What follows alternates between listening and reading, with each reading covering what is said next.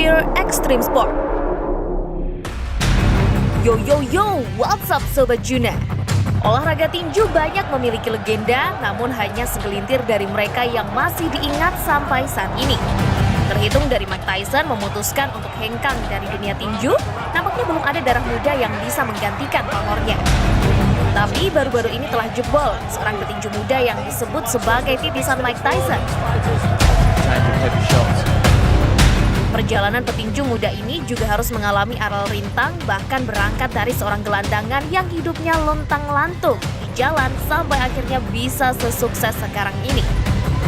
Bahkan ia juga berhati baik, hingga kabarnya sering melakukan amal soleh pada sesama. Penasaran siapa dan bagaimana ceritanya? Yuk tonton video ini sampai habis.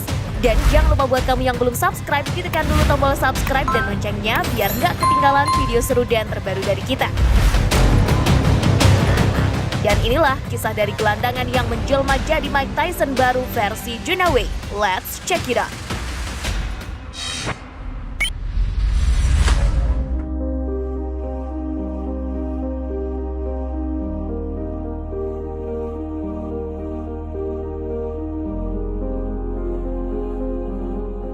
He is undefeated in 8 fights with 6 knockout wins. This is an unprecedented and unfiltered look into the life of a man who some boxing fans are hailing as the next Mike Tyson. This is Boxing Kings.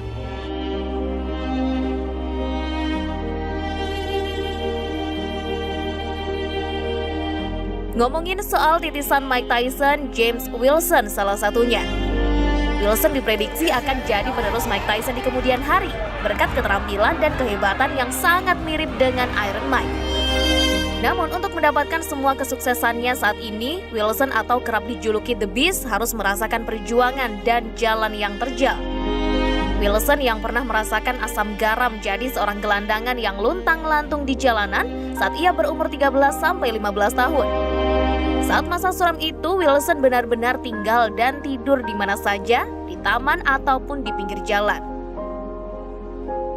I was homeless. I was sleeping in and out of motels, sleeping on park benches, sleeping in a car packed with everything I owned.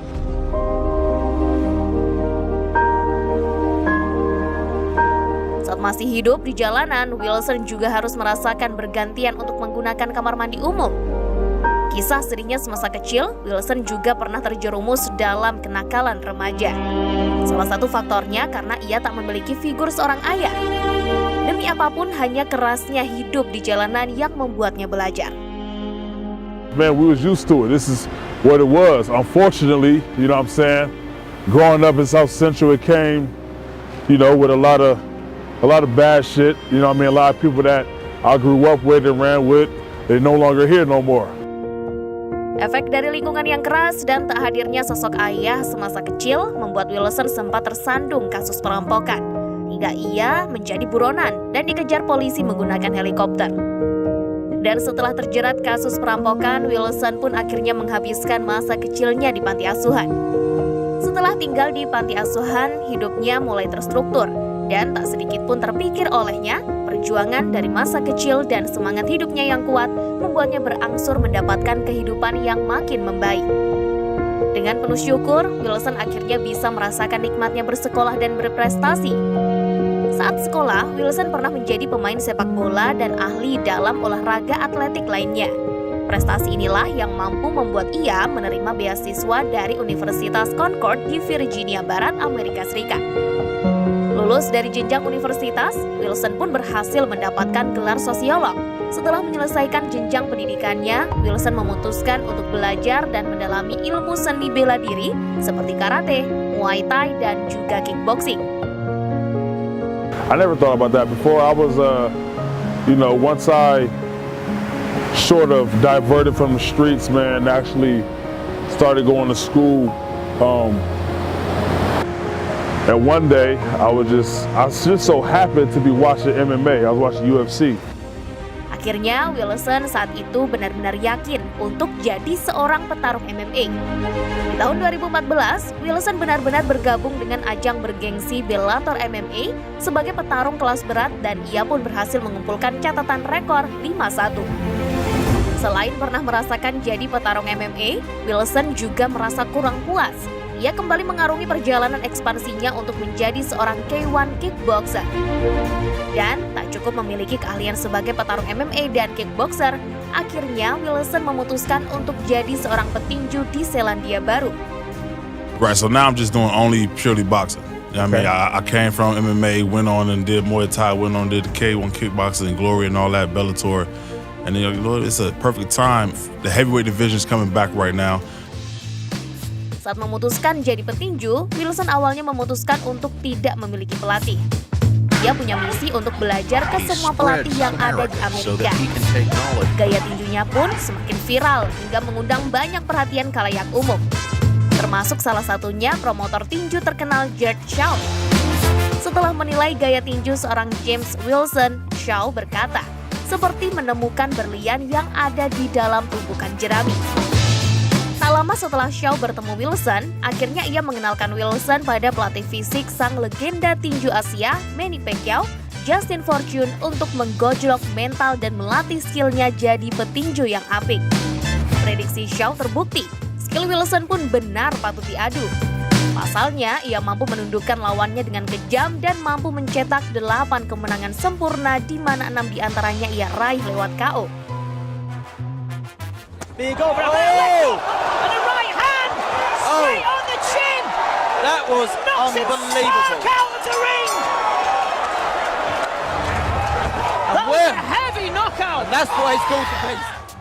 Kemenangan mengesankan dan pukulan keras serta defensif yang begitu ciamik inilah yang membuat orang menyebutnya sebagai calon penerus Iron Mike Tyson.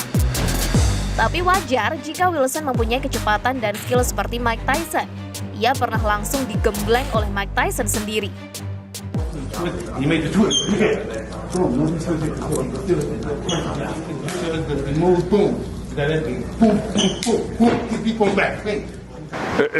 It's weird, man. Like a lot of people compare me to Tyson or say I try to emulate his style.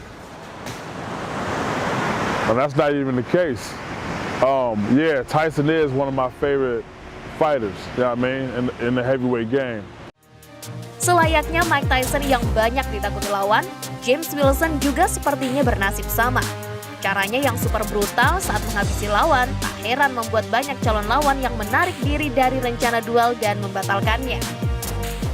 It's a lot that goes on behind the scenes that the public don't know about, you know what I mean? So there's a lot of guys who be pulling out of fights, you know what I mean, taking fights, pulling out, and then my promoter, they got to do a better job of getting me in there and staying active. So it's a whole bunch of stuff, man.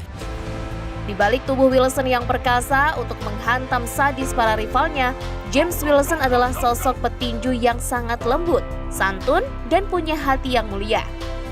Wilson tergabung dalam mengkampanyekan anti perundungan atau intimidasi dan bullying pada anak-anak dari segala usia. Wilson juga tergabung dalam sukarelawan sebagai pelatih kekuatan dan pengkondisian di sekolah di John Marshall High School, Los Angeles, dan yang terakhir ia juga aktif dalam komunitas sosial yang melayani korban pelecehan di wilayah Los Angeles Raya. Jiwa sosial seorang James Wilson pun tak usah diragukan lagi. Sebagai petinju yang pastinya diselimuti dengan gaya hidup sehat, di komunitas IYC atau Angleston Youth School, ia tergabung mengkampanyekan untuk hidup sehat, menjaga kebugaran jasmani, dan memajukan aspirasi pendidikan anak-anak di sana saat menuju dewasa. Amal soleh yang ia lakukan semata karena ia pernah merasakan betapa sakitnya hidup di jalanan dan tidak ada orang yang peduli padanya dan tidak ingin orang lain juga merasakan penderitaan yang ia rasakan dulu. Doing your life, man.